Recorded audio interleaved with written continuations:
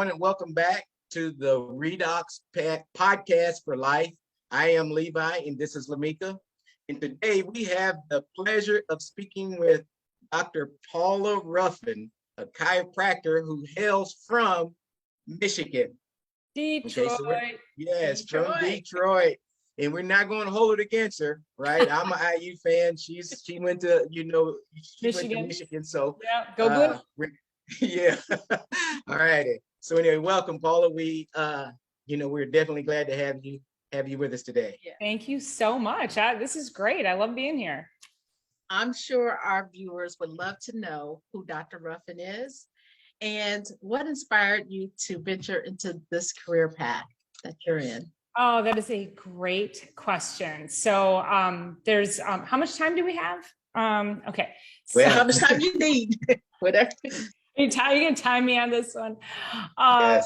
There's so much I could say on that, but I always go back to, I credit my mother for putting me on the path that I am today. And so way back when I was a little girl, and this is where I think so many parents could learn from my experience, is that when I was a little girl, probably about 8 or 9, my brother, who's 3 years older than me, he would bounce off the walls. So my mother, she was a single mom. And so she takes him to the doctor, and the doctor says, well, he's hyperactive. You've got to medicate him, put him on Ritalin.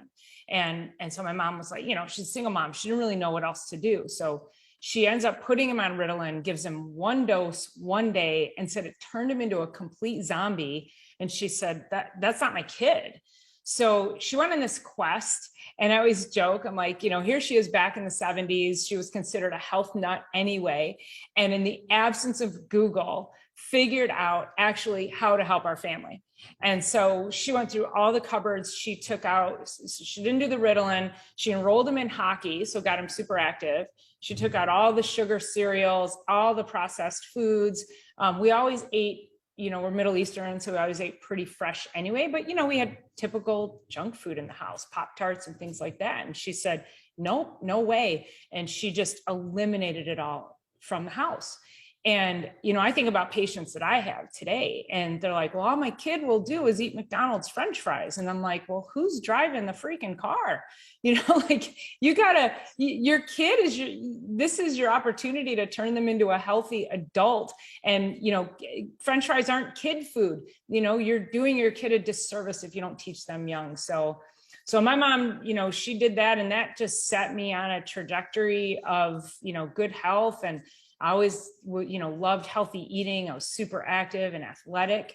I got my undergraduate degree from University of Michigan, go Blue, in exercise physiology. And I worked at the U of M obesity clinic and nutrition clinic, and became a personal trainer and spinning instructor. And, it just launched me. And, there's a really famous quote in chiropractic, and it says, you never know how far reaching you may think, say, or do today will affect the lives of millions tomorrow. And my mom had no idea. She just wanted something better for her family, and she was laying this incredible foundation for us. And look what it did, right? Now I get to stand up and help impact and inspire people to live a better life. So that's, I just give credit to my mom, God rest her soul. And she lived this incredibly healthy, active life, and literally dropped dead at 86, but had been traveling, exercising, she was never, she had all her wits about her. She was super active, and she'd been in exercise class 2 days ahead of time. So, hard as that is on a family, that's the life you want to live. You don't want to live a life of chronic illness and disease. So she walked the talk for sure. Absolutely. That is so awesome. I love that. That is so inspiring. I am actually sitting here just getting ready to well up, because the story is that impactful. I love hearing it. Yes. And so anyway, okay, your mom, was able to do a lot of things even before Google. Yeah. And man, just think if Google would have been available then, back then, how much more, could have been developed.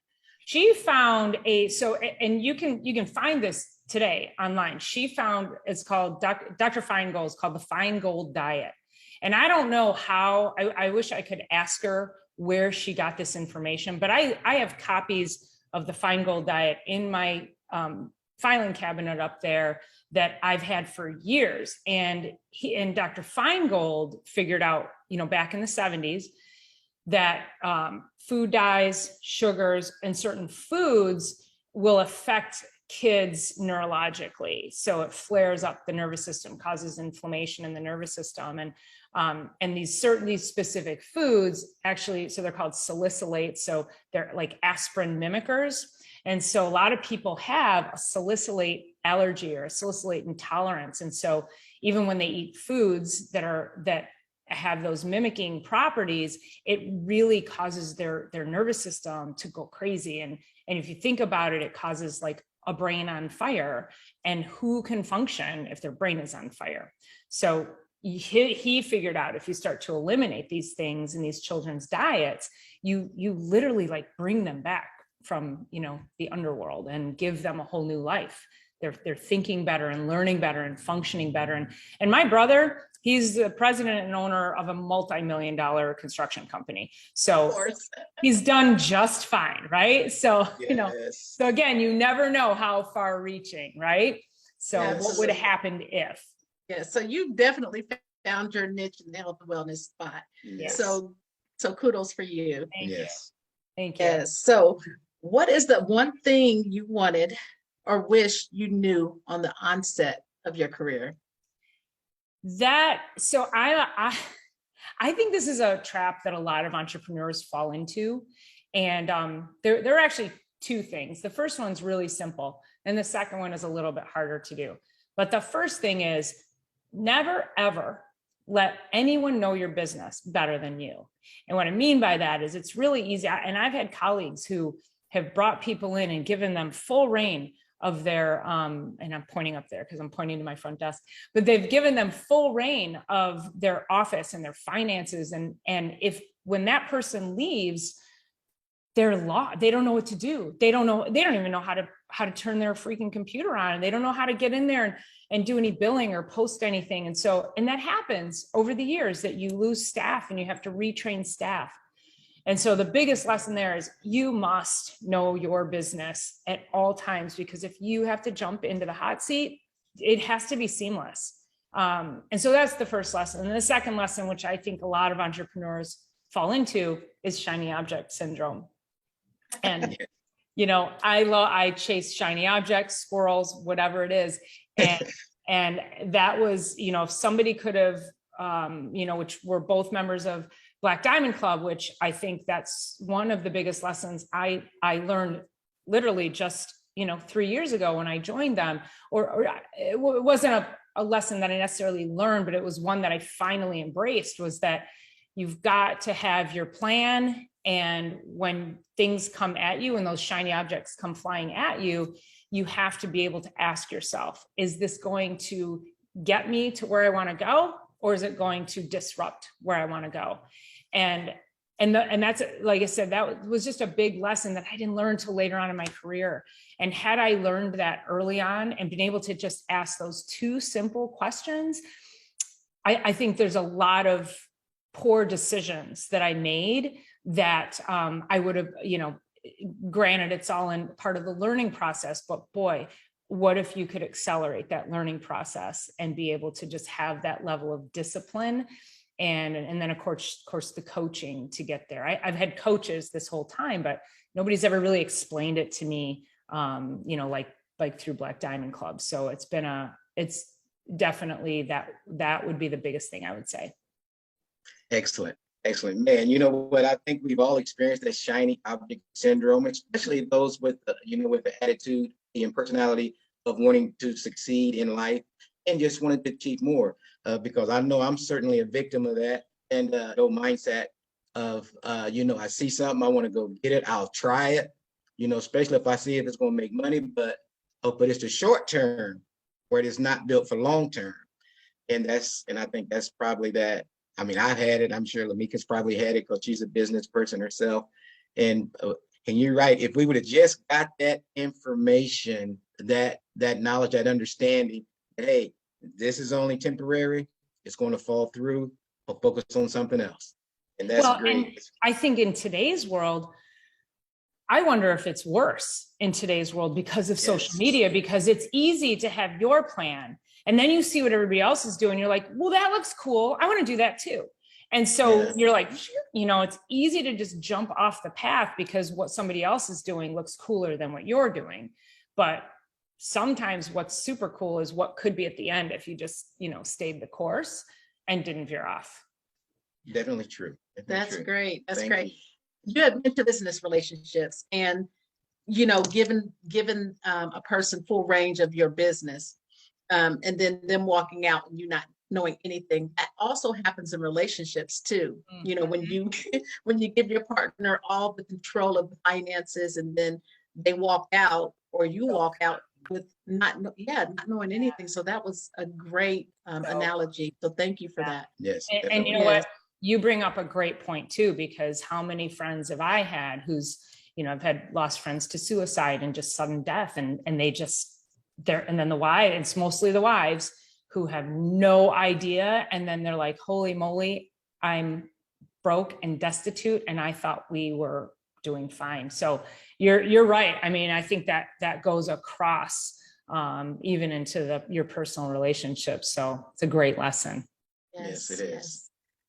So, Dr. Ruffin, what are the biggest challenges in your line of duty? So you guys are selling, you know, you have a tangible product, but it's still, you know, I feel like it might be a similar challenge where your tangible product still needs time to work, where it's, you know, same thing with chiropractic, and I also practice functional medicine. So, you know, I'm selling people more of an intangible at the moment, but then with the hope and with the, you know, if they just stick with it, they will have a better life. And a lot of people just can't quite, they're like, oh, but it needs to be now. And they, you know, they just can't understand it took them a lifetime to get to here, and that it is going to cost money and time to get them to where they want to be. And we're in this, you know, we're in such a immediate gratification world that, you know, that's what we expect. Well, I can just take a pill for it, you know. And it's interesting. I had a new patient the other day she's a new patient, and she came in and she, you know, cash, no insurance, and she's like young in her early 30s. And she goes, well, the way I feel isn't normal. And she had some other nutritional issues. So I knew that she needed some longer terms of care. And so I presented her the plan, and she was like, oh, I don't know. I mean, can't I just come in 3 or 4 times? What's super interesting is she's studying to get certified to become a functional nutritionist. And I looked at her and I said, and what are you going to tell your first client when you sit down with them and tell them they need to pay you $3,000 for 3 months of care? And they say, can't I just come in 3 times? And I go, it doesn't work that way, not in this office. And so that, I think those are the big challenges, is really, you know, being able to, and I'll just use the word sell, because we have to sell people. If we are not selling them on us, they're going to go down the road and find it. And so we have to be able to sell them properly with good intention of why they need to pay us their hard-earned money. And I think that's a lot more difficult in today's immediate gratification world. And it's just a matter of finding your right niche and finding, you know, the people who do value it. And that's not to say I don't have, you know, success in finding those people, but the question was the challenges. And I would definitely say that's probably one of the bigger challenges that I find. Nice. Yes, I would definitely agree with that. Yeah, because, you know, most people think that, hey, this is a microwave society, right? And like you mentioned earlier, hey, can I just take a pill, you know, or come and see you 3 times? No, can't do that. But anyway, health is a journey. It's a life's journey. And it's a commitment. I mean, to me, it's a commitment to excellence, right? How well do you want to feel? Mm-hmm. And so, and that's the way I see it. You want to eat 3 healthy meals and then think you're good, you know, or go to the gym twice. I mean, life doesn't work that way. And then so often, and I accept insurance, and people will say, well, my insurance should really cover this, or my insurance should cover my gym membership, my insurance. And I'm like, your insurance doesn't give a rip. This is your responsibility. You've got to step into taking care of you. Stop looking at these outside forces that don't, and people will say to me, oh, my insurance doesn't cover it, so I can't come in. How are those two things like, why is that, so connected in today's mentality? We've been conditioned to let everything and everything, everyone else take care of us, when we've got to pull up the big girl panties and move on, and, take care of ourselves, and big boy panties too. Yes. Yeah. Because Paula, Or underwear. Yeah. Once your health is gone, you can't get it back. So Oh, why yeah. not use a preventative method? Yeah, absolutely. Yes. Definitely. And it's like, brushing your teeth. If you tell somebody if they brush their teeth over time, then they'll have good teeth. But when a person in their mind just brushes them 7 times in one day and expect good teeth later, it just doesn't happen. It does not work that way. Yeah. I had a patient, longtime patient, who came back, and I haven't seen him probably since late COVID. And he was very sporadic anyway. And he just turned 70 back in February, and he came in, and I have pre-X-rays from him, and I looked at the posts, and I was like, this is what, and it's worse. And he just got diagnosed with prostate cancer, and he got choked up, and he started crying, and he said, getting old sucks. And I just looked at him, and I go, it actually doesn't, but you've got to be able to take care of yourself. You can't just go through each day and expect that your health is going to be good or improve when you are not making the investment for yourself. And that's ultimately the bottom line. Excellent. That is very well said, Dr. Paula Ruffin.